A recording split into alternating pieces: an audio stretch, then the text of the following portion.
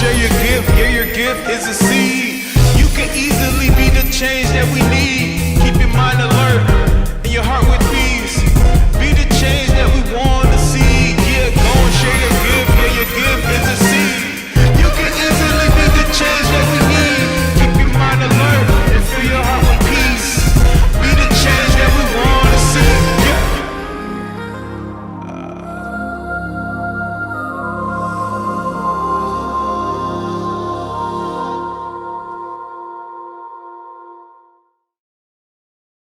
Hello, everyone. Thank you for joining us on another episode of Mentality Unchained. I am Kevin Thomas, your host, the therapist, and I have a special show today. One of the things that I'm big on is advocacy. And this young lady I've been knowing for a long time. She's actually in the work of advocacy. So without further ado, I'm going to welcome Ann Bruce. Ann, thank you for showing up for us today. Thank you for inviting me. Pleasure to be here. I appreciate you coming through because you and I go way back for like kids. Yes. I was a kid and you was older, and I appreciate, you've always helped me. You've always helped me in every aspect when it comes to career and when it comes to just being who I am. So I appreciate that. And I wanted people to see and know who you are. I wanted people to know what type of work you're doing, how you're helping people, how you're advocating for people. And I just, my hat's off to you for all the good work that you're doing. Thank you. Thank you. Okay, so let's get into it because I just want to just chat with you. Okay. I don't want to make this hard and I don't want to make this uncomfortable. So you recently posted something on my Facebook page, and I was like blown away by it because of the content, one, and because I've been knowing you and I didn't know you dealt with this kind of stuff. So, but I will get into that too. But I want to really talk about what you do at CASA and tell everybody what is CASA? CASA stands for Court Appointed Special Advocate. It's Winnebago County CASA. We are located downtown. We advocate on behalf of abused and neglected children in the juvenile abuse and neglect court system. Wow. So how long have you been there? I've been there just a little under 2 years. Okay. Yeah, because I know, like I said, you're very vast in a lot of different things. And for you to go there, it had to be some type of pull for you to go into that type of work, correct? Yes, I think it's time for people to step up for our children. Mm-hmm. I mean, you read about children in the news. They're going to jail sooner. They are not learning what they need to learn in school. Mm-hmm. They're just not advancing. Like when we were younger, we had people to look out for us. Right. And so when I saw the posting, I said, you know what? I'm going to apply for that job because I'm familiar with that organization. I know that they advocate for children, and I want to help children. So was this something that you've always wanted to do, or just something recently?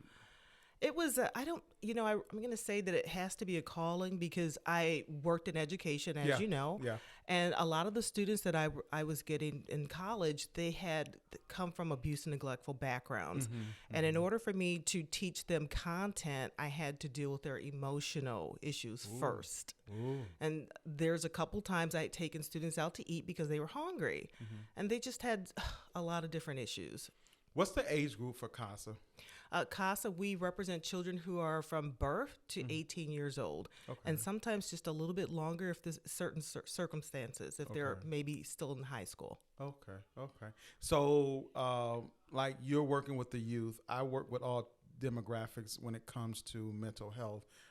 What are you seeing from a CASA standpoint and an advocacy standpoint with that age group when it comes to mental health?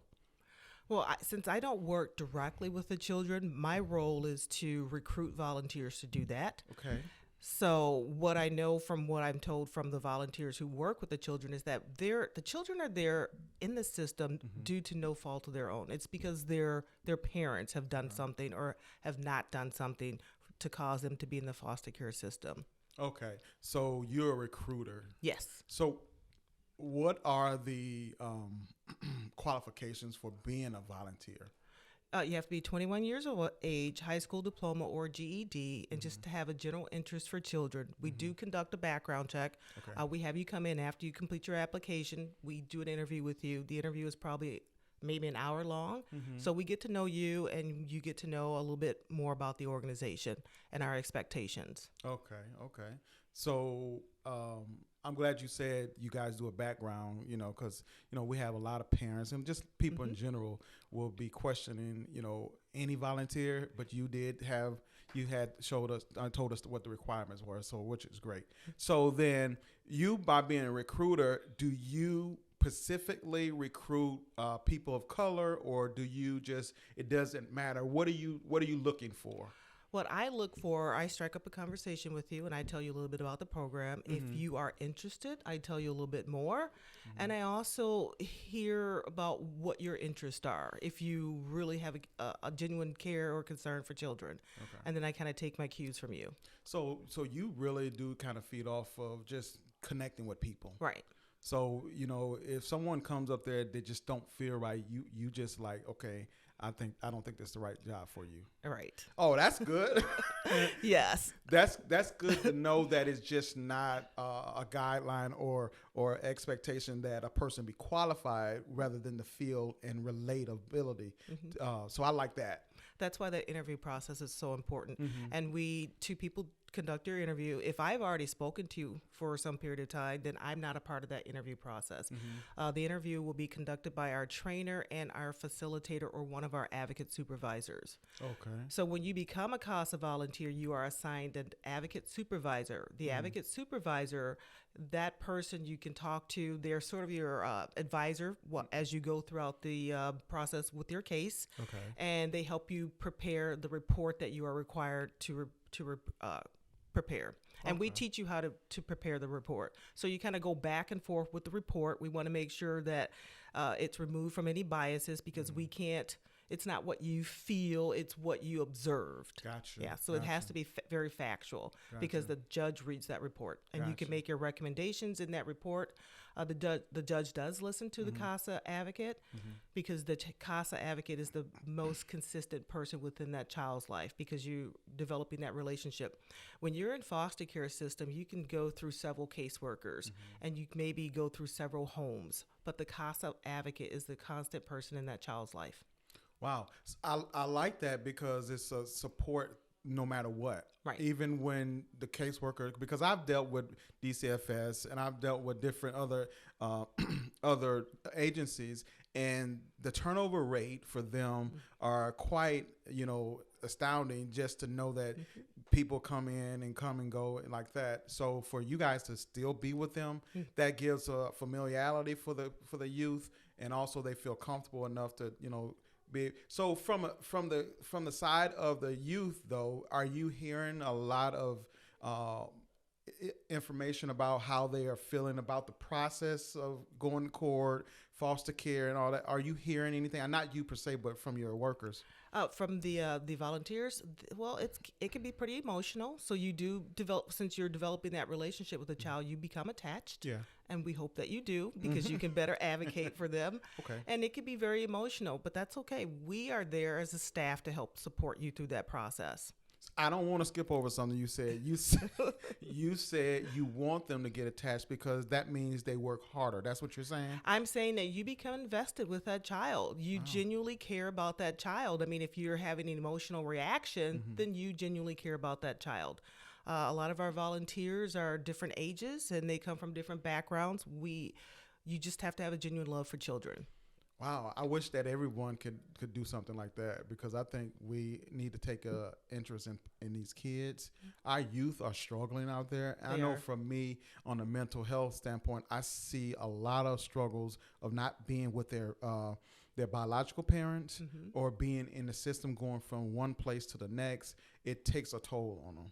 It can be very stressful. Right. And so, but as for kids, though, them dealing with something like that, it's a heavier weight than when you're an adult. You kind of, pack that stuff away. You got to keep moving, right? But as kids, they feel like no one loves them. No one cares. And that's why the CASA advocate is so important. Yeah. And, I think that sometimes we forget that children have emotions, and they go through the same emotions that we do as adults. Wow. And so when you're advocating for them, we teach you on different topics or train you on different topics. So maybe you can play a game with them. Maybe that game involves a learning component to it and how to manage your emotions. So we teach you a lot of things so you can help advocate for that child or to reach that child to get them to talk. Okay.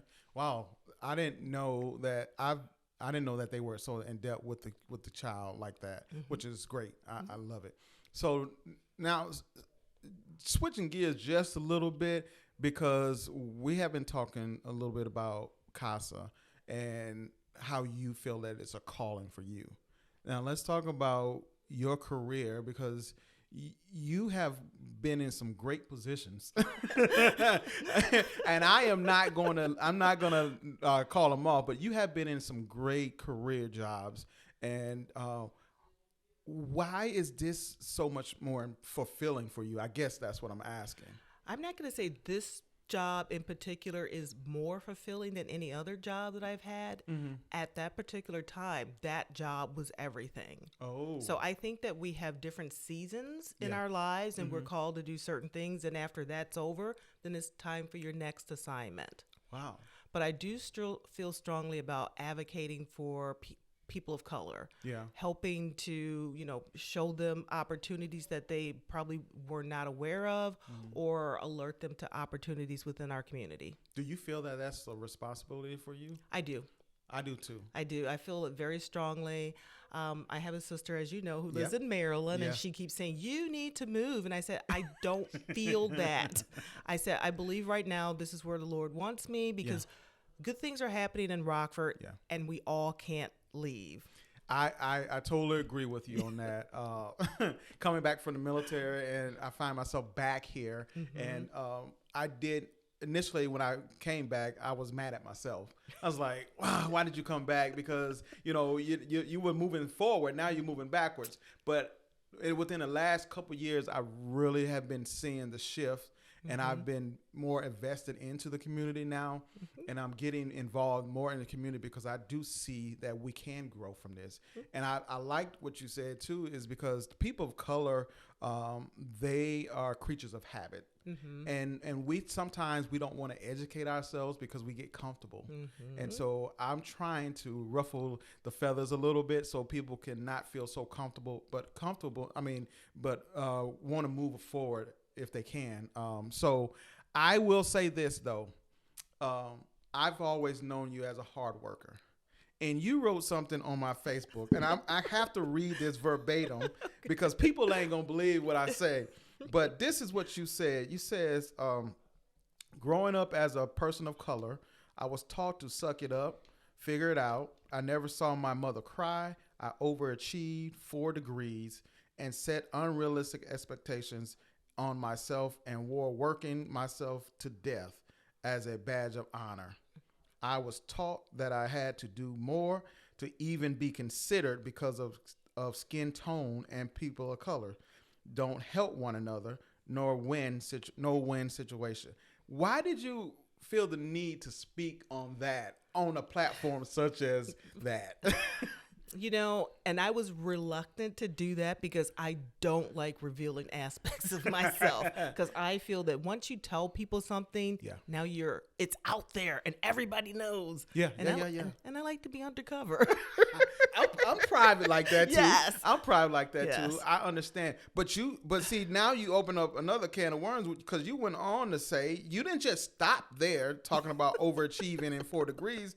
You said, I'm so grateful to unlearn so many things that prevented me from seeking the help that I needed. I can remember being diagnosed multi-grief syndrome and anxiety. I experienced so much trauma in a short period of time. I was on autopilot. I sure was. And how I grew up is like I said, I never saw my mom cry, and I would just think, wow, my mother's she's Superwoman, right? The only people that I recall crying in my family were my 2 sisters. My sister Linda and I, we did not cry. Wow. We did not show The only emotion that I think Linda and myself felt comfortable showing was anger. Okay. And righteousness. We're like, that's not right. I'm mad. Yeah, yeah. But my sister, Juanita, and today is her birthday, so happy birthday, big sister. She and my sister Penny, they would tears, rivers, and I would just be looking like, you can't be crying in public. Right. You can't do that. Uh-huh. You got to be like mom. Wow. But I also respected their ability to do that because I just felt if I were to show emotion, then people would take advantage of me. Ooh. And so I use it as a form to protect myself. Oh, you got a defense mechanism, yes. huh? I was like, I will not cry. Right. And my best friend Bridget, she and I have been best friends forever. She is my sister from a different mother. We've been best friends since 8th grade. Okay. She is my crier. She will cry for me. So if there's a funeral, Bridget's crying for me and feeling that emotion. She would just be rubbing my back and she would be crying, but really? I would not cry. Wow. I did not cry at any of my siblings' funeral or my mother's. She did that for me. I was like, I'm just going to stuff that emotion. I cannot let people see me cry because now they're going to take advantage of me. Okay. Yes. Do you still feel that way today? I don't, but it's still a challenge to overcome. Okay. Because people are like, oh, you're human. Okay. I get that. Yes. You're so businesslike. And I'm like, but that's my personality. It actually is a personality trait, being businesslike. Mm-hmm. But I'm very guarded, and it's hard to unlearn 54 years of being guarded. Wow. And yes. Yeah. That's a lot. I will say this though, Ann, is that it does take some time and effort. Mm-hmm. It does take time and effort. Do you cry in your alone time? Do you express yourself when you're alone? I have to make sure that I'm in the house by myself. Really? Yes. I mean, I won't, if Kaylee is at home, no. Mm-hmm. She has to be out of the house. I need to know when you're coming. And, I will probably take a vacation one day by myself and walk on the beach and cry.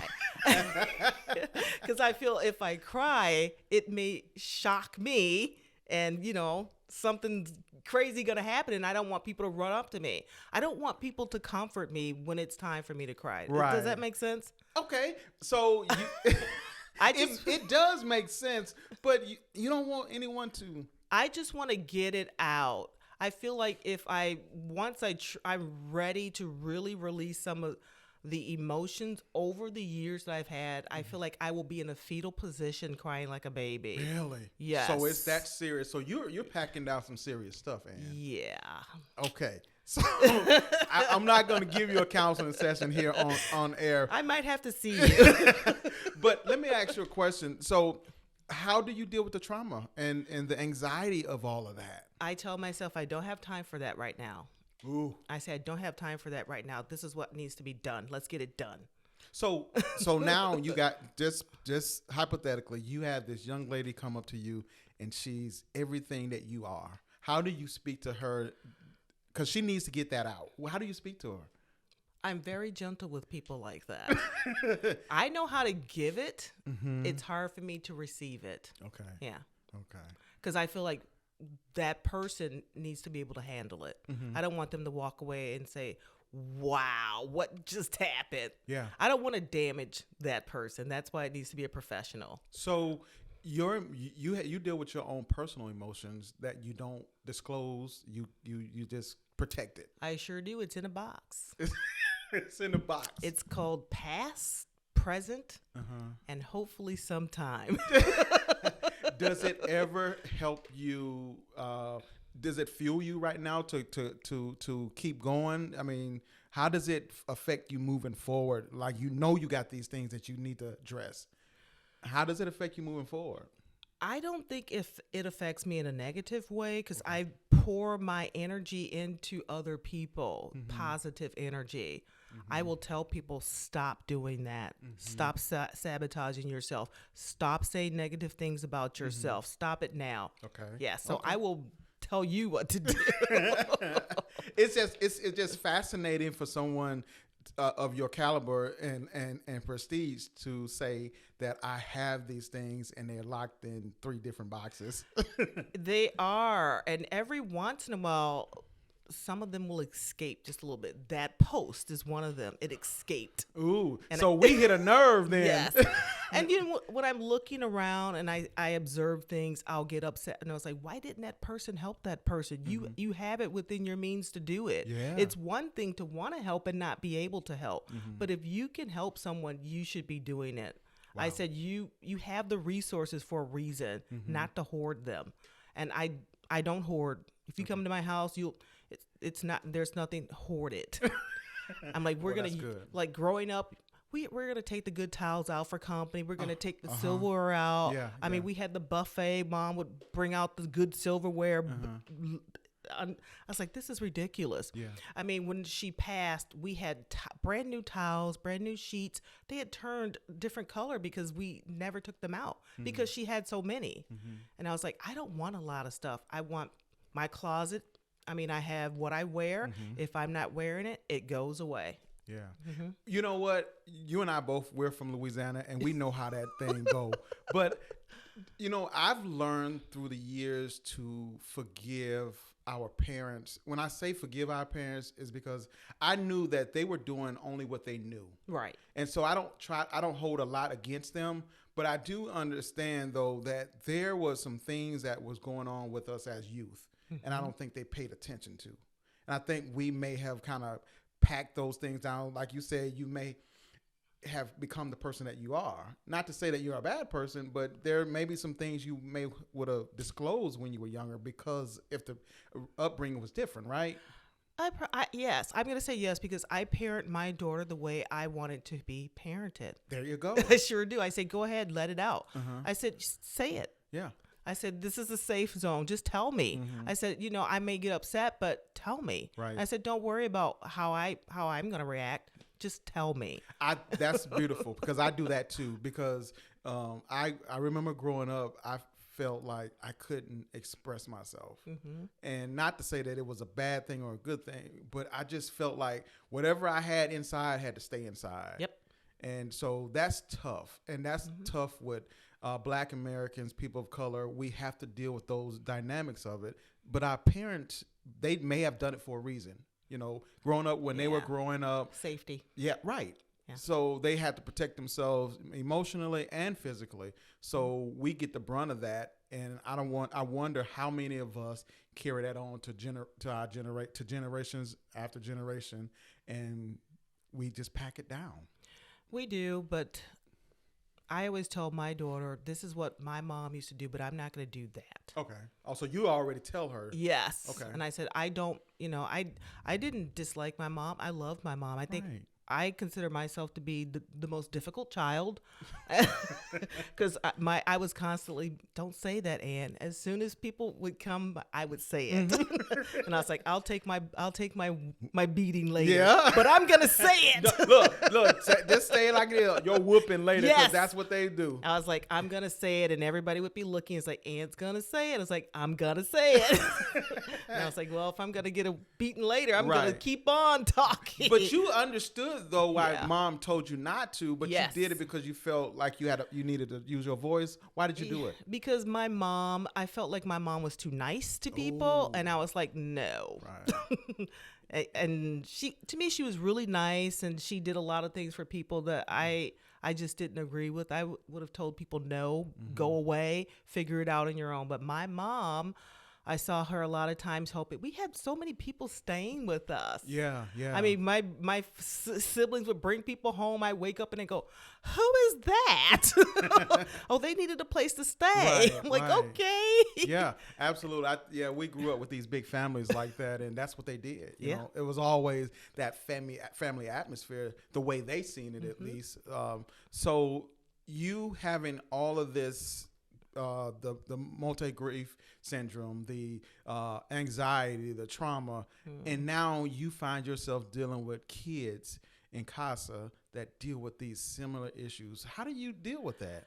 For me, I definitely identify with those children if they're going through grief and they're having to to just pack up whatever their belongings are and move to the next house. I see that if they had someone looking out for them, making sure that their voice is heard, that would make a difference, because for me, I was my own voice. And just imagine, my brother Cleveland also was my voice, because he communicated in a non-threatening manner for me. He sure did. So I would say I was the beast and he was the beauty. Yes. Okay. Because I would just say it and he would just tell me, "You lack tact, Missy. You just can't say it that way." And I'd say, "Well, it's this way." So do you work on that tact now? I not so much, because I've gotten it down packed. I mean, if I understand that when you say things that you cannot take them back, I don't care how angry you are. Right. And so God has worked with me a lot. Okay. Because I've had people come up to me and go, "Boy, you were a real B. Ooh. I didn't like you. You were." Really? Yes. Ooh. This is when I was a child, and I would have people older than me come up and tell me that you've really changed. You're not the same person. Well, I would hope not that I'm not the same person. Okay. So I've learned that you just can't say things in the heat of the moment. So if I'm quiet, it's because I don't want to damage someone. What kind of advice do you give people that's dealing with anxiety and multi-grief syndrome like you do, and trauma as you do? For me, I journal. I tell people that all the time. I'm glad you do it. Thank you for listening. I journal. Thank you. People go, "Well, what if someone finds your journal?" And I was like, "Well, I put it in a place where people weren't looking for it." I've gotten journals, and I can go back to those journals because I date them, and I can see that I've overcome certain things and I've grown, and that makes me happy. Wow. The growth. I do the same thing. I have journals everywhere. See, I got two different offices. colors. I got two offices. I got a journal in them. I have a bag that I carry. I have it in the bag. I have it in the car. Yep. I have it in the basement. I have journals because I truly believe that if you can get all of those things out of your head onto a page, then you can dump it and come back to it later and deal with it later. I date it as well because I like to see where I've come from. So I think that's a great trait. I try to tell people about journaling. They're like, how do you write? And look, it's just relieving for me to do it. I love doing it. I love writing anyway. It's an emotional dumping. Absolutely. And maybe that's how I've been able to deal with all the trauma that I've had. Wow. Yeah, because I can say things in my journal that I couldn't say to other people. Because sometimes when you're expressing yourself, people ask you a million questions and you may not want to answer all those questions. Yeah. And so I just felt safer putting it in my journal. Is there one thing that you're safe with talking about now? When it comes to your trauma or your anxiety or your grief? Because I don't want to put you on the spot to do anything like that, but I want you to feel safe because the show is really about helping people, right? And they hear what we talk about, hear the things that we discuss, and they're looking for something to hold on to. So is there something that you're willing to talk about that can help someone else? When you are on emotional overload, and if you need help, ask for help. Gotcha. And I've learned to do that. I would say things like, "I'm not in a good place to process that right now, and I don't want to talk about it right now." Yeah. So I had to learn how to tell people that, because if I didn't, I would become super defensive, and now I'm on the attack. Okay. And so I said, you know what? It's okay to tell people that I'm not in a good space to talk about that, or I don't feel comfortable sharing that with you. Yeah. I mean, I have people that I can talk to, but I don't tell them the same things. You got to know who to tell things to. You're absolutely right with that. I totally agree with you. One of the things that I always tell my clients, I don't care what they're dealing with, is that you have to have a good support system. No matter what illness you're dealing with, you need someone to support you through it all. Because there are some dark days. There are some times when you can't deal with yourself and more or less with people. So having a support system, someone that can just be there to either listen or just sit with you and then can tell you the truth. So I truly believe that those are important aspects of dealing with any type of mental illness, any type of stress related things, anxiety, anything. You have to have a good support system. So with that being said, How does CASA support what you do and what you believe in when it comes to people of color in your advocacy work? So we are aggressively looking to recruit people of color. Okay. I mean, that's why we are doing more social media ads. We've got a couple television commercials that will be airing pretty soon. Okay. And we are just trying to reach that demographic because we want to have recruiters, volunteers that represent the children that we serve. Okay. And we need people of color to step up. It's important that they see people that look like them. Exactly. Because I hear all the time, well, you don't have any people of color, you don't have any Hispanics, you don't have any black people. Where are all the men? And that's any color. Yeah. Where are the men? Because little boys, we have lots of boys in our program, and those boys need men to step up and give them that male figure that they need. Because we talk about women.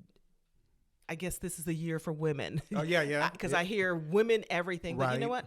Just because it's the year or the month for women doesn't mean that men should take a step backwards. I agree. Step forward, grab that woman's hand and come forward and help. It seems like we take a step backwards when women try to step forward. Yes. It's almost like we say, okay, if you want it, you can have it. Yes. And it shouldn't be like that. We should be stepping forward together, right? Yes. I know how that works because I'm one of very few black male therapists in Rockford. And so I understand that, but I'm crying out for help as well from our young black men and also just men in general to step up because like you said, there are young boys that are out there that are suffering in silence. They don't have a male figure. That's true. Not to say that women can't do that, but we need male figures to stand up and help. I mean, I know it feels like sometimes it's not our place. It's not our job. It's not, we got our own kids to worry about, but to see someone else suffer, that's not a good feeling. We have 114 CASA volunteers right now. 114? 114. And you still need more? We are looking for 130 volunteers by the end of the year to reach the children that we serve because the children that we serve are appointed by the judge. Okay. So you just can't walk up and say, I want a CASA. The judge has to appoint us. And in order to meet that goal, we need 130 volunteers. So do you guys have kids already on a waiting list for a CASA worker, or how does that work? I'm not going to say that it's a waiting list, but that's a good way to look at it. Okay. Because the judge can't appoint a CASA if there's no volunteer there. Okay. And so we are aggressively looking for those 130 volunteers. And, you can do this as a partnership. You can do it with your best friend. You can do it with your spouse. You can tag team. Two people can come into the program and represent that child. Can you explain to me what a daily or weekly agenda would be for a CASA worker? Like, say, if I came in as a CASA worker, what would my schedule look like and what would I be doing? Well, your schedule depends on the child's schedule. So if the child's in school all day, then you would probably want to schedule your visits for after school. Okay. Visit to their home. Visit to the house. Okay. Or you can also visit the child at their school. Okay. Because we're going to give you a document. The judge is going to give you a document allowing you to have access to all the people that child has access to. So you have the right to see the child's report cards. You get the right to see the medical reports or anything like that. So it sounds like to me it's a mentorship type of thing. Is it? Or am I too? You know what? You can think of it like that. I just think of it as stepping up for a child. Yeah. Because if I'm a mentor, even like, at the YMCAs and stuff like that, you're involved with the kids, after school programs, making sure they're doing the things that they need to, advocating for them if you can, and in court, stuff like that. And it just sounds like a mentorship for me, but it's more of it's a commitment too, though. It is a commitment. It's a greater commitment than any other commitment that I can think of that other organizations who are looking for volunteers would undergo, because we are asking for a 2-year commitment, and it's necessary because the children are in the system, and depending on what their parents have to do in order to get their children back, you need to be able to be in it long enough to support that child. Wow. Okay. I will say that you've said this before, that it is volunteers, so they need to know what they're getting into before they decide to do that. But you volunteer once a month. That is your minimum requirement. Once a month, that's required. But some of our volunteers, they do more than once a month. I would imagine so. If you're going to do something like that. It's once a month, every month, and it's consistent. I don't think I can do anything once a month. I have to do give them a little bit more time. But because that's what I think, that's where it starts to pull on the heartstring of people. You can call them. Yeah, because if you care for people in general, and these are kids, you're gonna check in more than once a month, and so I think that's a good thing. But a minimum of one time a month, that's not getting it. And a lot of people tell me, I've had people tell me, well, I'll do it when I retire. Okay. Well, our children need your help now, so they need your help now. We have men and women who work a full-time job, and they're doing this. So if your case is up for court, you are required to come to court, and you're not in court every month. No court cases in court every month. So you arrange for your job to have your lunch hour changed, or you use some paid time off to come. I was going to say, I don't know not one court here in America that allow you to take a lunch break and come back. It takes so long to go when you're in court. We hopefully, with the need in Rockford, that organizations will start to implement programs that will allow you to do volunteerism as a benefit. Oh, okay. Like Phil Fastener. Yeah, the Phil Fastener organization, they have a program where their employees can volunteer on company time. Okay. Oh. Wouldn't that be great if every organization in Rockford would do that? Absolutely. I don't think they even think on that level, because when you help people and allow people to help other people, I mean, they want to work there. I want to be at a place like that. When I heard about that, I was like, are you kidding me? They pay people to volunteer? It's a win for both the organization and the employee, because you're giving back to the community. You're helping people within the community. And so the opportunity for the children to grow up and put back into the community in a positive way is greater. So I think it's a win for both. What's the name of this company again? Because I think a lot of people need to hear that name. It's called Phil Fastener. Phil Fastener. Okay, guys, y'all hear that? I think it's a wonderful organization. I was able to do a presentation for them. Good. So, Ann, what are you doing right now? Are you just traveling around, just doing media circuit? What are you doing right now for CASA? I usually have either breakfast or lunch with people. I do presentations. We have a program now called My CASA in My Church. Well, we will come to your church and we will set up our table and we will talk to people who are interested. Okay. One-on-one. So is CASA the name of the company you work for? It's called Winnebago County CASA. Okay. And CASA stands for Court Appointed Special Advocate. Okay. So Winnebago CASA. So you guys keep that in mind. Before we get out of here, I want to talk a little bit more about you personally. What's the next step for Ann? That's a good question. Right now, I have a personal mission, and my personal mission is to help as many people of color as I possibly can get to where they need to be, and to help inspire them to help other people of color to step up and step out of their comfort zones. Okay. Don't be afraid to advocate for a talented person of color. It takes nothing away from you. Okay. It absolutely enhances your life. It makes you feel better. Okay. And I say that because I've encountered a lot of people of color who are reluctant to speak up for someone that they know who was talented, because I don't know what their reasoning is, but I just feel that that's wrong. Really? If you know someone who would be great for a position, advocate for that person. It's not going to take anything away from you. I will say that you do that well. I get messengers and LinkedIn messages from you said, hey, check this position out. Check this position out. So you have done that. You speak, you walk what you speak, and I definitely can appreciate that. But if you had any advice moving forward for a young lady out there that's dealing with what you dealt with, and then also from a professional standpoint, what kind of advice would you give them? I would say to do the thing that you're afraid to do. And it's okay to do it afraid and to have a shaky voice as you do it. And I saw that quote come up on Ron Kluwer's page again, and it reminded me, speak up, or I know I'm going to get it wrong, but it said something like speak up or speak out, even if your voice shakes a little bit. And so just do the thing that you're afraid of. And what I used to tell students when I was teaching is that sometimes you have to protect your goal, your dream. Yeah. And you not tell people about it until it's able to stand on its own. True. So the less people that you tell about certain things and you nurture it, and then as it develops, then you can share it with people.